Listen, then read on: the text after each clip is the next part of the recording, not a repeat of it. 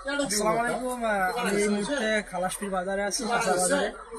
আমি এক ব্যবসায়ী ভাইকে জিজ্ঞেস করবো উনি কিভাবে মানে কত রেটে আজকে বাজারে কিভাবে মাল কিনতেছে, কিভাবে বেচতেছে, এই বিষয়ে ভাইকে কিছু কথা বলবো।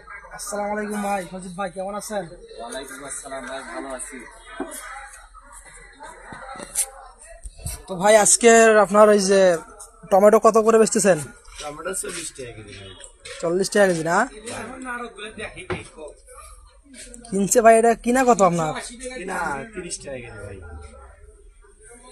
30 টাকা কেজি কিনা। আচ্ছা আচ্ছা আচ্ছা। আপনার লাউ কিরকম? লাউ 30 টাকা কেজি, সব 30 টাকা না? 25 টাকার মতো কিনা। আচ্ছা আচ্ছা আচ্ছা।